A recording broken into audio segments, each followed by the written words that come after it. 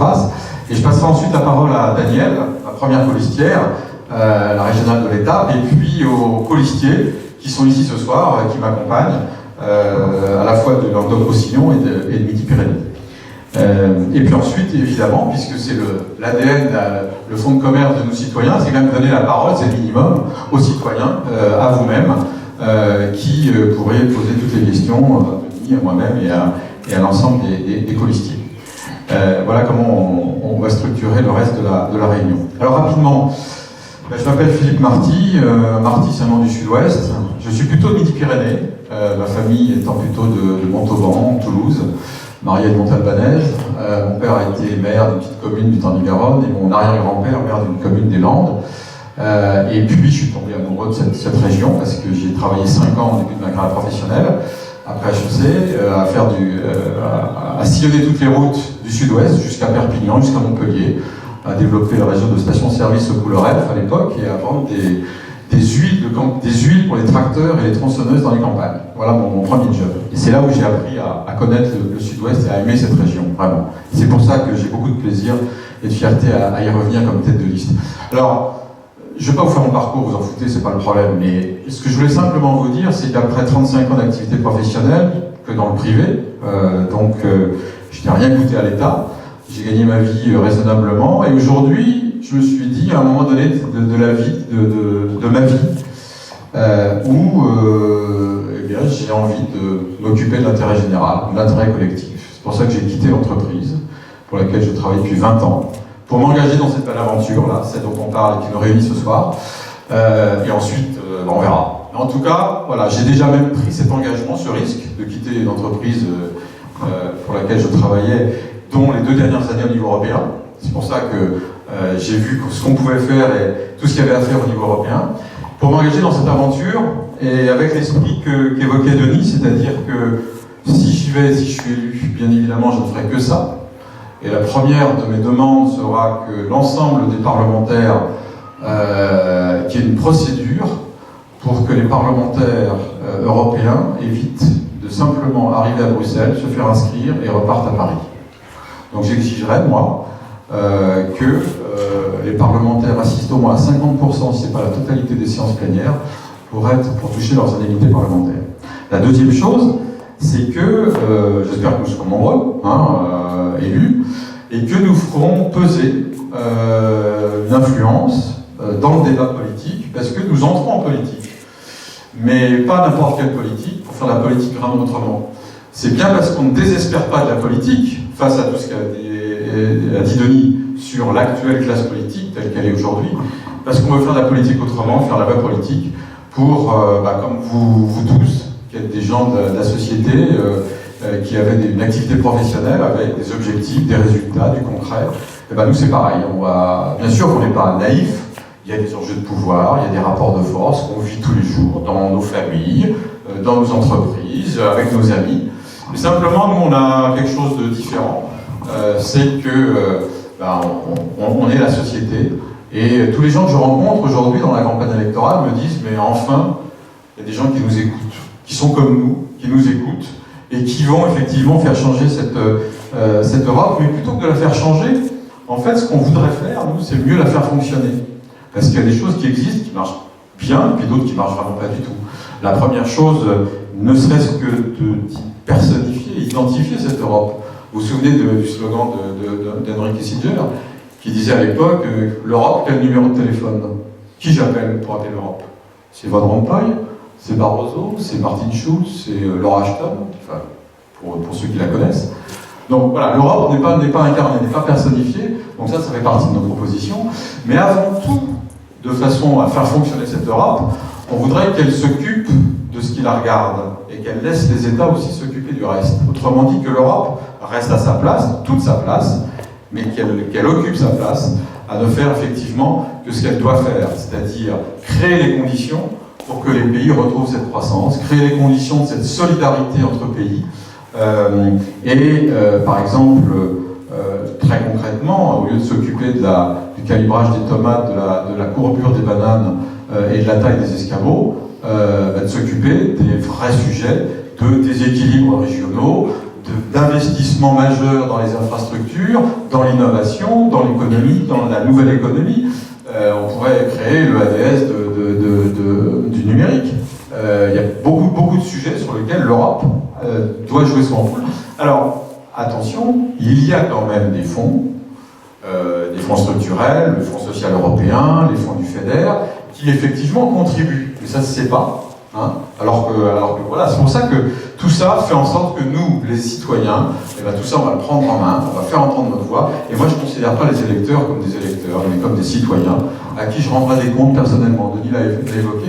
Si je suis élu, je m'engage à ce que tous les ans, je dis bien tous les ans, pendant 5 ans, je reviendrai à Montpellier, à Toulouse et à Bordeaux, qui sont les 3 capitales, les 3 régions, pour rendre compte de ce que j'ai fait, de mes travaux, et puis de penser à l'avenir et dire que dans l'année qui vient, voilà les grands sujets, voilà les grandes orientations de Bruxelles, qu'est-ce que vous en pensez, débattons, et je repartirai avec un vrai mandat.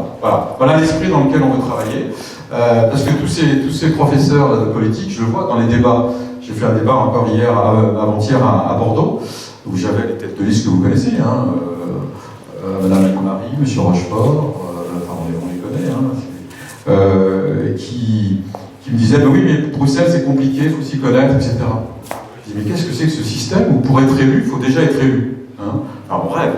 Donc comme si on n'était pas capable, nous, de comprendre très vite, parce qu'on en a envie, et j'en ai très envie, je peux vous le dire que j'ai envie vraiment d'être élu, 2 fois de suite simplement, parce qu'après je reviendrai à je ne sais pas quoi, mais en tout cas je ne ferai pas ça pour la carrière. Et donc on dirait que cette caste de politique, femmes et hommes d'ailleurs, ne veulent pas qu'on vienne un peu les chatouiller. C'est comme dans une discothèque, on laisse rentrer que les habitués, vous comprenez? Donc ça ne va pas, ça. À un moment donné, les affaires des citoyens, on va les prendre en main nous-mêmes, c'est ce qu'on veut faire, avec les compétences des uns et des autres. Et vous allez découvrir les 4 colistiers qui sont ici ce soir avec moi, où on a toutes fortes, et j'ai tenu effectivement à constituer une liste la plus variée possible, alors en équilibrant les 3 régions, hein, en équilibrant aussi les âges, les origines socio-professionnelles, pour véritablement être à l'image de cette société, la société qui, on le voit bien dans tous les pays en France comme en Europe, va beaucoup plus vite que les politiques. On est en avance sur les politiques. Et donc c'est pour ça, plus on enverra de gens de la vraie vie, des citoyens qui sont dans la vraie vie, plus on avancera vite. Alors c'est vrai que c'est pas facile, et dans nos propositions que vous voyez dans les documents, avancer à 28 c'est compliqué, surtout avec un processus qui fait que sur certains sujets il faut l'unanimité, donc le seul petit pays pourrait bloquer. C'est vrai que ça avance très lentement les sujets qu'a évoqué notamment Denis, il y en a d'autres, hein, sur la politique monétaire. Quelle politique monétaire? On critique la BCE, on critique l'Eurofort, mais la BCE, elle avance, elle occupe le vide qui existe par le fait qu'il n'y a pas de leadership politique, il n'y a pas de politique commune monétaire. Donc forcément, la BCE, d'abord elle a un mandat, hein, le fameux 2% d'inflation, sauf qu'elle avance parce qu'il n'y a personne d'autre qui lui dit d'avancer. Donc c'est pareil pour la politique diplomatique. Hein, alors Laura Ashton, on sait bien pourquoi on l'a mis là, mais on ne l'entend pas. Hein, donc tous ces sujets, l'euro, sur l'euro, la politique, la convergence fiscale, tous les pays européens aimeraient avoir le statut social de la France. Et nous, les Français, on aimerait bien avoir le statut fiscal de l'Irlande. D'accord? Il n'y a pas un moment où on pourrait peut-être quand même rééquilibrer les choses de façon concrète, pragmatique. Ça ne se fera pas rapidement, mais avec une volonté politique, il y a vraiment un chemin sur lequel on peut arriver à trouver des éléments. Et puis, c'est ce que je vous disais, c'est-à-dire l'Europe, elle doit servir à investir sur le long terme, ce que ne peuvent plus faire les États. Hein. Elle doit servir à diffuser cette idée de l'Europe. C'est la plus belle idée du XXe siècle, qui aujourd'hui est en train de devenir le plus grand risque du XXIe. Hein. Donc vraiment, moi je suis inquiet, c'est pour ça que je me suis engagé, parce que je trouve que l'Europe est à un moment crucial de son existence, après plus de 50 ans. Et je trouve qu'avec l'euroscepticisme, voire les eurofossoyeurs, et je pèse mes mots, hein, de certains partis, que les électeurs vont envoyer dans la maison de l'Europe pour la détruire, enfin, c'est insensé, c'est absurde. D'accord? Alors, que ce soit pas effectivement l'Europe que l'on souhaite, nous, Mais je pense qu'il faut vraiment envoyer à l'Europe des gens qui veulent la faire changer. Voilà un peu l'esprit dans lequel on fait cette campagne qui avance bien, sur lequel c'est vrai que les partis comme nous, il faut se battre vis-à-vis des médias pour se faire entendre, mais on en avait encore tout à l'heure avec Denis ici, vous aurez je pense demain matin quelques papiers pour nous faire connaître.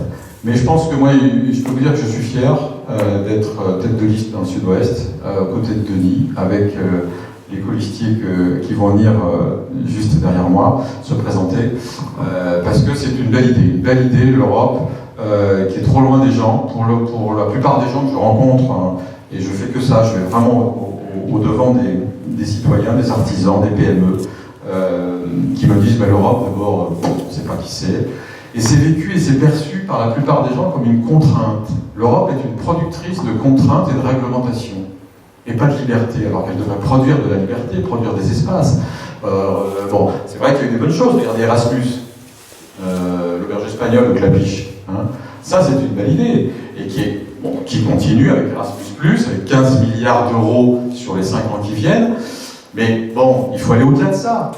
Il faut faire en sorte qu'il y ait un contrat d'apprentissage européen, il faut que les langues, on les apprenne à la maternelle. Enfin, et l'Europe, on n'en parle que pendant un mois, ici, hein, juste avant les élections. Et on parle des députés européens uniquement pour dire quel est leur classement de l'absentéisme des députés européens, ou pour dire pour mettre en valeur ceux qui sont contre l'Europe. Voilà l'Europe. Enfin, on en est réduit, c'est quand même incroyable. Donc voilà, moi je suis très optimiste, je veux vraiment faire en sorte que cette Europe réussisse, parce que le monde qui nous entoure, la Chine, la Russie, l'Inde, le Brésil, la Corée du Sud, ils avancent à vitesse grand V, et nous on est en train de se quereller entre États pour savoir si on va faire du nucléaire, pas du nucléaire. La transition énergétique, c'est dramatique, c'est dramatique. Donc là il y a vraiment, et moi je crois vraiment au moteur franco-allemand pour avancer. Je crois vraiment à ce qu'un certain nombre de pays, parce qu'à 28 c'est vrai que c'est difficile, je suis d'accord. Si on prenait 9-12 pays qui vraiment veulent avancer sur le plan de la convergence fiscale et sociale, qui veulent avancer sur les grands projets, qui veulent avancer sur la défense, qui veulent avancer sur la négociation du traité transatlantique, ça c'est un exemple majeur, ça en ce moment. Hein.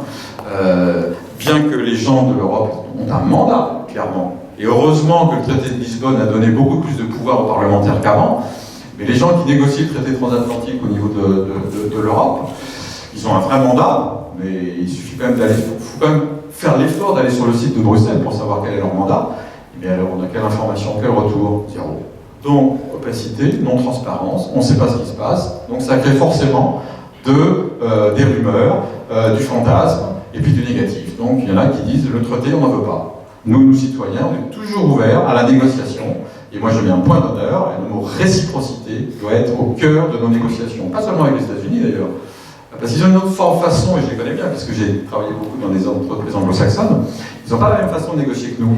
Et nous, effectivement, il y a des choses qu'on ne doit pas tolérer, mais c'est à nous aussi de prendre ce leadership pour ne pas accepter n'importe quoi des États-Unis, ne pas accepter n'importe quoi des Chinois, mais en même temps de négocier aussi le fait que nos produits doivent aller là-bas. Donc voilà l'esprit dans lequel on est. Moi, je suis vraiment très fier de faire cette campagne, très optimiste. Et maintenant, je vais passer la parole à Daniel, ma première colistière, l'enfant du pays, et ensuite les colistiers qui sont ici ce soir. Et ensuite, je vous propose de prendre la parole pour poser toutes les questions que vous voulez. Voilà, à tout à l'heure.